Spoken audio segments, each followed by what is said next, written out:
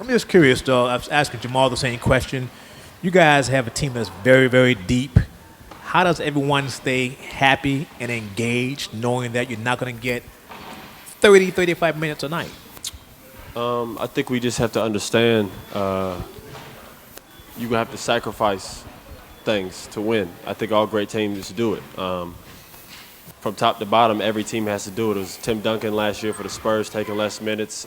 Steph Curry and those guys have to take less shots this year because Kevin Durant. Every great team has things that you're going to have to sacrifice to be a better team, and we are for sure. Austin, Josh Martin, Bleacher Report. You coming into this year, you guys have pretty much the same goal, similar core group, but considering how last season ended and what sort of changes could be coming up for this roster next summer with guys going into free agency, is there a different feel coming into camp this season than there has been previously? There is a different feel. I don't know whether it's due to free agency for other players or not. I just know I feel like we have a more mature group just as a whole. I feel like we're more close and we're communicating better.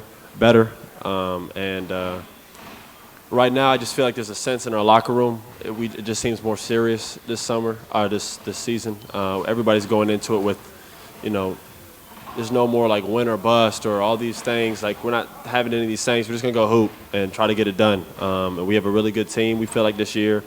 And we honestly really do believe we have a good shot this season. Despite what anybody thinks, we feel like we do. And that's all that really matters at this point. Kelsey Lynn, Run the Triangle. JJ said earlier that he named you as one of the coming up core part of the team. Yeah. So with that being said, and Paul Pierce, his last season, do you feel any kind of pressure to kind of really pull up the game or even to be better, or any goals that you have this year more than last year? I don't really feel pressure, but I do feel like I need to be a better version of even what I was last year. And I'm excited to do that. It's been a great summer.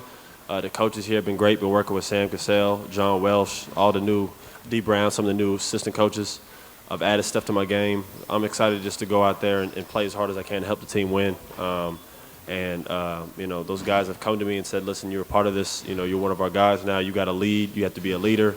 You got to be one of the first to practice. You got to lead the young guys, and you're in charge of your group. Might start a lot of games. I don't know. But I have to be ready to hoop and play. And it's a dream come true, just considering where I was 3-4 years ago to now. I'm excited. Yeah. Austin, Adam Moslin, KLAC. You talked about adding stuff to your game this past summer, and you're still a young player. How have you progressed? What have you added? What skills? What part of your game are you going to bring to the Clippers this year? I forget. It's like my 5th season. I'm 24. It feels like I've been in here for a while, but I haven't. I'm only 24, and I'm just still learning. But the biggest thing I think I've added is just shooting. Just trying to be a more consistent shooter, especially from long range, adding a mid-range jumper.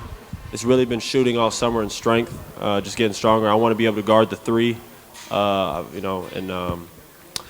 far as individual goals, I can't really, obviously most improved or one of the first or second team defense. I want to be one of the elite defenders in the league because I think that's something that can help Chris out, something where he don't have to worry about guarding the best player every night.